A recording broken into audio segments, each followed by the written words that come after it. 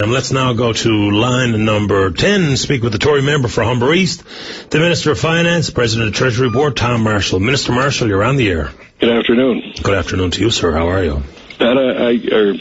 Patty, I just wanted to comment. There's a new group, I think they're called Energy 2041, that are now expressing views on Muskrat and the alternatives in our energy challenge. And I just want to say that's a good thing. Mm-hmm. The more people, the more smart people that take part in this debate, the better for all of us. And but it's important that the debate be reasoned and that be based on facts and evidence. And I'm not hearing that so far. When we have people saying that the Muskrat Falls deal is going to bankrupt the province, or that is going to cause fiscal calamity, as finance minister, it's my duty, it's my obligation to say that is clearly wrong. And considering that we haven't seen the financing arrangements, we haven't seen the final decision gate, the sanction costs, and we haven't seen the guarantee and the impacts that will have on ratepayers and taxpayers. The comments are irresponsible and in my view, nothing short of fear-mongering. This week, Dominion Bond Rating Service came out. Last week, Dominion Bond Rating Services came out with a report in which they looked at the strengths that the province has and the challenges that the province is facing. And our strengths, they talked about our demonstrated fiscal discipline. They talked about our strong liquidity position, our manageable debt burden and prudent debt profile, our significant energy resources, and our competitive personal income tax structure. So that was our strengths. On the challenges we're facing, they talked about potential financing needs for the Lower Churchill project. But they also talked about our reliance on volatile non-renewable resource sector and the need for economic diversification. And we obviously hear that a lot because 30% of our revenues are coming from oil and gas, and people say we have to diversify the economy. Now, people say we have to diversify the economy, but not many people say how we're going to do it. And one way we can do it is by developing the Lower Churchill River. But DBRS looked at, on the one side they said, we've got this project, and the other side they said that it can cause stress to our rating in the short term. But then they said, but over the long term, it can help us deal with our problem of economic diversification. But they are waiting for the final cost numbers, they're waiting for the final financing numbers, and they're waiting for the final guarantee numbers. And then they'll make a conclusion, based on a fact-based or evidence-based analysis. And I think that's the approach that the government of Newfoundland is taking, and I hope that others take the same approach. The issue with that, Minister Marshall, and you know, and you've heard it a million times, as I have, final numbers, DG3 numbers will be presented. Hopefully that will also include the analysis or evaluation of alternatives, which has been promised. But people have a problem with the fact that they see this as a sanctioned deal beforehand. We don't need DG3 numbers. This is coming no matter what numbers say, no matter what opposition is presented, whether it be factual or exaggerated or whatever the case may be. So people, when they're in that state of mind where they think the government is hiding something, you hear that, the government is hiding something, and this is sanction come hell or high water, that's a big hurdle to sell, and it's a big hurdle to overcome. Yeah, well, let me respond. Sure. But, Patty, why would we do that? Why would we drive a project that's not in the best interest of the people of the province? Why would we even want to do that? I mean, we're elected by the people of the province to go in, and while we're there, to look after the affairs of the province and do the best we can for our citizens. Why would we drive a project that's not in the best interest? We're looking at, we've got a number of strategic objectives that we want to accomplish. We want energy for the electricity for the people of the province at the lowest possible cost for our seniors and people in fixed income. We need more that the experts in hydro are telling us. We need supply to meet the needed mining increases in Labrador. And Nova Scotians are going to build at $1.2 billion. They're going to build a link called a maritime link, which is going to allow us to take energy that's surplus to our needs and it would just run down the river, and we get nothing for it. At least we'll be able to monetize it. There's environmental benefits, there's economic benefits, but basically it's to meet, it's It's a concern about energy prices for the people of the province because we want to get off oil because we think oil is going higher. That's what the experts tell us. It's not my opinion. It's the independent experts that we rely on. We want to get off oil. Oil is when when Holyrood was first commissioned, it was $3 a barrel. Today, it's about $96 a barrel. We think it's going higher. At least that's what the experts are telling us. So we've got objectives, strategic objectives we're trying to reach, and we're looking at what's best for the province. Why would we? I don't care if it's Muskrat or any other one, as long as it's in the best interest of the people of the province. And the Premier has said that over and over again. I haven't been part of that conspiracy theory, as you know. I'm saying what people are saying. And when the majority of folks in the electorate, and some represented by whether or not some people want to give them credence or credibility, this is an assortment of names that are recognized and notable, and there are some of the things that they are saying, and that will seep into the minds of a lot of people who will eventually go to the ballot box to re-vote or to vote for the party of their choice. So I don't think this is getting shoved down my throat with some nefarious fashion trying to screw me, and I've never ever said that much, but when a lot of people are saying it, and some notable and very vocal people are saying it, it is a hurdle for government to clear.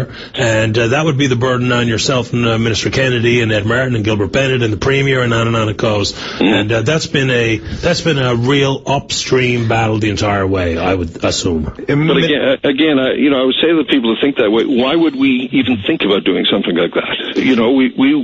We have objectives that all of us have, and we're trying to solve them. That's in the best interest of the people of the province. That's the approach we're taking. And if we're ever shown, if when the final numbers come down, the final cost numbers come down, and the financing numbers, we finally know what that's going to be, and we finally know what the guarantee is going to be and how that's going to impact on the taxpayers and the ratepayers, we'll do what's the best interest of the province. If Muskrat isn't in the best interest of the province, we won't do it. It's as simple as that. But we're also not, someone said we're being dictatorial. When Premier Williams signed the deal and the agreement in principle in the first place, we had a debate in the House of Commons or the House of Assembly. We then had an election when Muskrat Falls was the issue, and we were given a mandate by the people of the province in a democratic election. Many people would say, you've got your mandate, you can go ahead, but we're not doing that. We came back, we were in the House again, and in the past session, Patty, I don't think there was a day, maybe 1 or 2 days when Muskrat wasn't mentioned, but it certainly was prominent. It was in the media all the time. And now we're going to have a special debate. So I don't think there's been a project in our history that's probably gone under such scrutiny as this one, and that's the proper thing. Minister Marshall Tim Powers here. Question for you. You alluded to it in some of your responses there to Patty. DBRS talked about Muskrat Falls being a balanced risk. Can you explain to the listeners what they mean when they say balanced risk? Well, they talk about that initially it could put a stress on our rating because we would have to borrow money for the province's equity investment.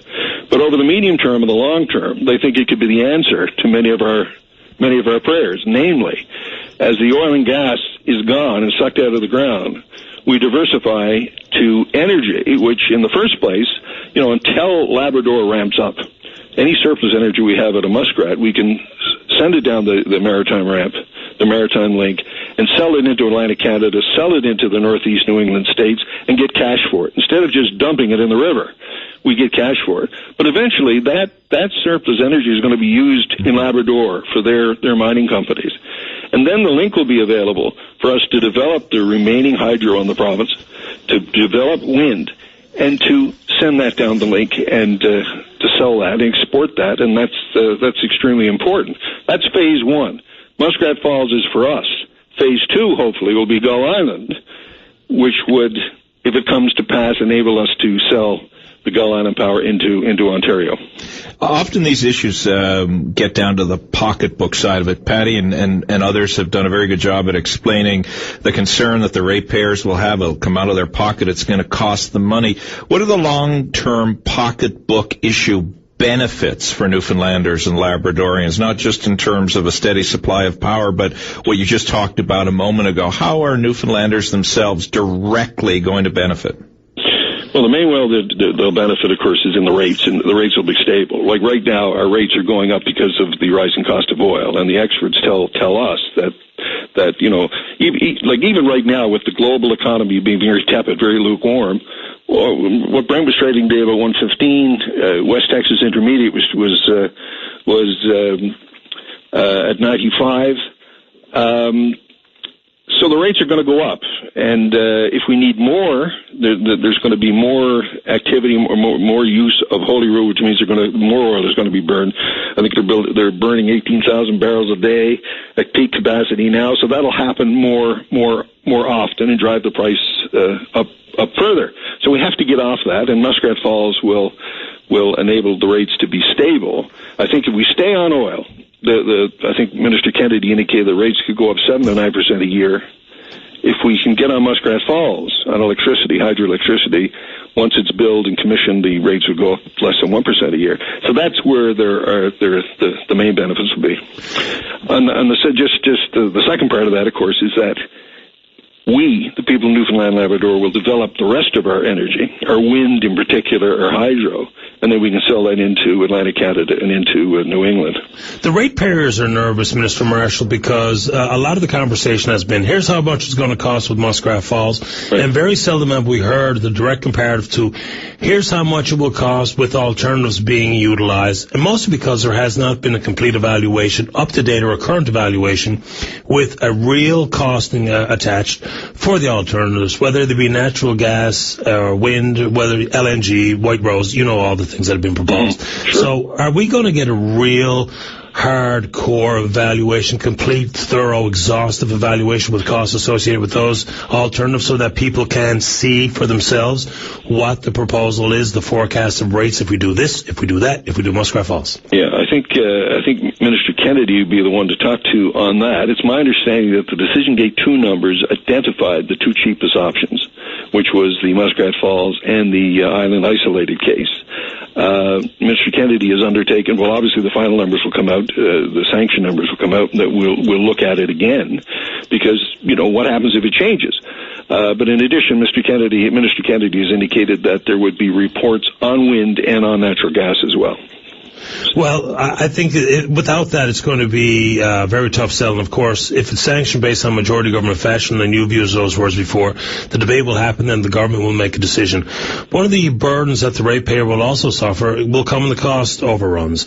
They're unpredictable. I know there's a 15% contingency in 2017 dollars in the 6.2, right. But when there is a potential or inevitable cost overrun in this type of mega project, the government, is there any way that the government sees fit that to lessen the burden, lessen the worry, make the stable rate promise a bit more understandable, that cost overruns can be absorbed by the government? Revenue achieved, whatever it is in the United States or in Nova Scotia by the sell of power, will also be put there to lessen the burden of the cost overrun and the ratepayer having to buck up for that piece of the puzzle, which will not be debated because we won't know those numbers until the overruns are suffered. Sure, but you always run the risk in any project of overruns. You're going to build a house, there can be overruns. We've been building schools in this province for many, many years. We still have overruns.